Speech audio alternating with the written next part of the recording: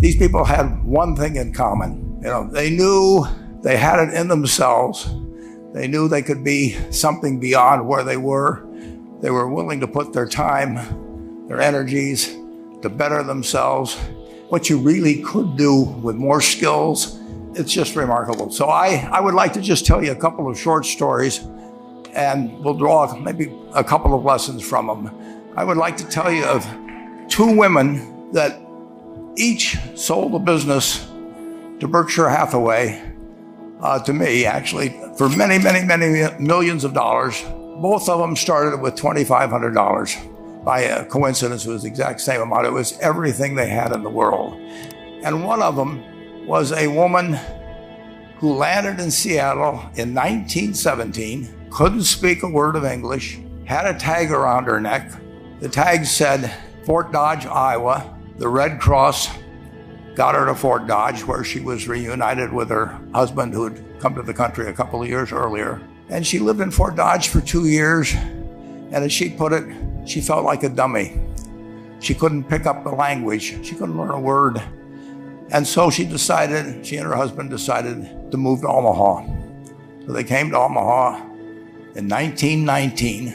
And there she found a small colony of Russian Jews, so she started feeling more at home.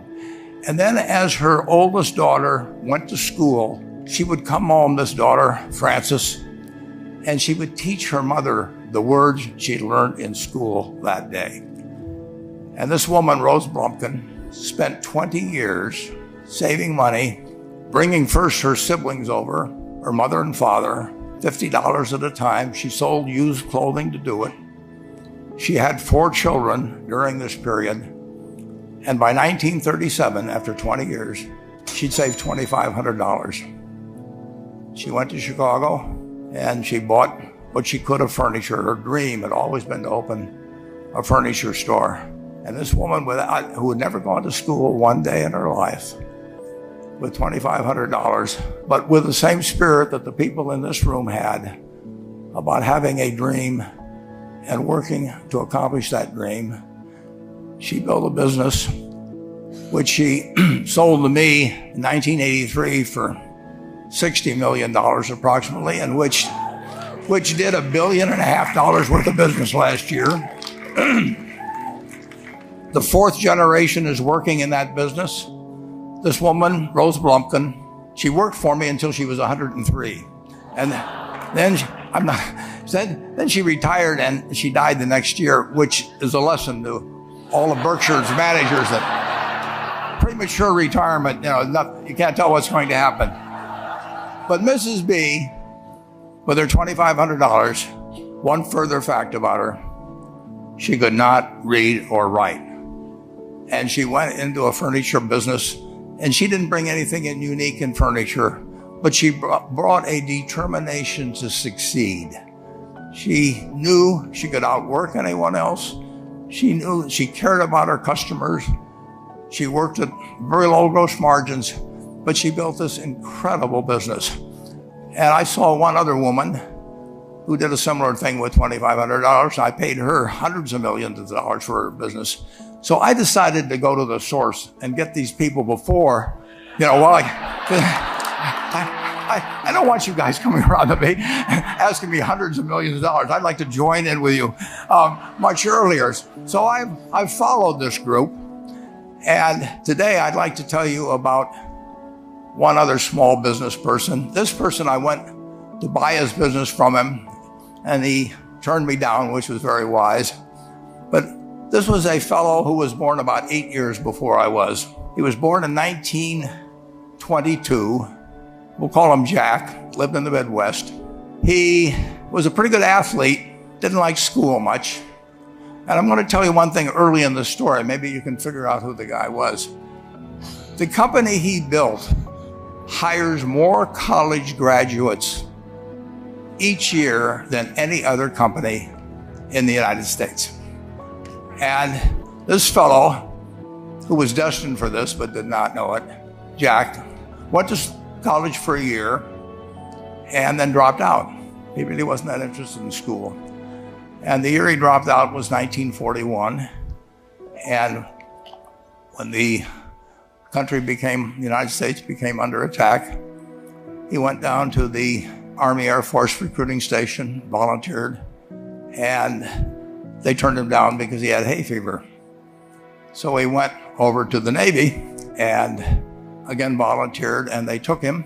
They put him on an aircraft carrier. He flew small fighter planes during World War II, got 2 distinguished flying crosses from the Navy, and then he came back to the Midwest.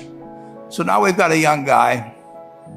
Probably by this time he would be 23 or 24 years old.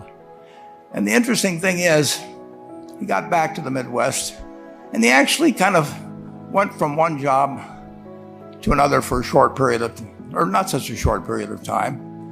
And he finally became a used car salesman at a Cadillac dealership in St. Louis, Missouri. And at age 35, having moved up in the organization, the sales organization, he said to his boss, "Could I go into car leasing business with you?"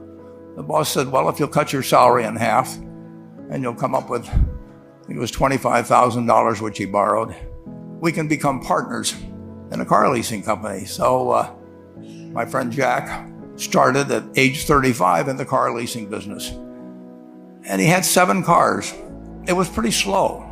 In fact, one of the things he did was whenever the phone rang, he let it ring 3 or 4 times so people would think that he was very busy answering other phones. And of course, it was the only call he was going to get all day. So his first venture was okay, but it wasn't really going to go anyplace. And there's a lesson in this for all of us. At age 40, he decided, with 17 vehicles, 17 cars, he was going to go into competition in the rent-a-car business. So now he's taking on Hertz and Avis and National and people like that who have hundreds and hundreds of thousands of cars. And he's got 17 cars, and his cars aren't any different than theirs. I mean, he's buying them from General Motors or Ford or Chrysler. And he can't get the airport locations. Those companies have them all sold up. But he was determined that he would basically offer the customer, can't offer him a different car, but he can offer them friendlier service than they've ever seen. And so he started a company. He named it after the battleship that he'd flown from in the Pacific, which was the USS Enterprise. And he died about a year and a half ago.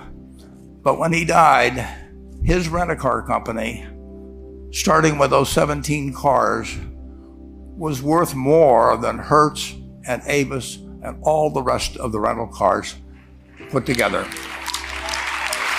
The man's name was Jack Taylor, and his son, Andy Taylor, is a good friend of mine, runs the business now. A grandchild is in the business. There'll probably be a 4th generation along the line. So this man, in the United States, he didn't invent artificial intelligence. You know, he didn't do anything that, just like Mrs. B selling furniture, I mean, that any one of us could have entered those businesses. But he lived by the creed, basically, of delighting his customers and working with people and establishing the relationship with them so that they in turn would want to delight the customers. He couldn't go out there and take care of every rental car possibility, but he learned how to project himself and his attitude toward his fellow man and his desire, to make a friend out of every customer. He managed to take very ordinary cars and turn them into this extraordinary business from virtually nothing. And it illustrates several points. One is, you don't necessarily get it right exactly right the first time. I mean, the car leasing business, basically you were competing on the cost of money to finance cars. And it's very hard to delight a customer when you just give them the car and tell them to send you a monthly check for 5 years and you'll be back at that time. So his talents were being wasted basically in that business. But at the age of 40, with all of that experience behind him, he found the golden key. He took a very ordinary business and turned it into an absolutely extraordinary operation, just like Mrs. B or Rose Blumpkin did with furniture. And he didn't worry about whether the Federal Reserve was going to tighten or ease. He didn't worry about whether the stock market was up or down yesterday. He didn't worry about the things he couldn't change, but he did focus on the one thing he could change, and that was the customer's experience. And I have seen the one that got away, Enterprise. I went down to Florida and tried to talk him into selling to Berkshire, and he was smart enough not to do it. Probably the value of the company has quadrupled since I made that visit. But he was smart enough to see that he would find that business. Henry Ford, as you may know, failed twice before he started the Ford Motor Company in 1903. I mean, the test isn't whether you get the greatest business idea in the world the first time out.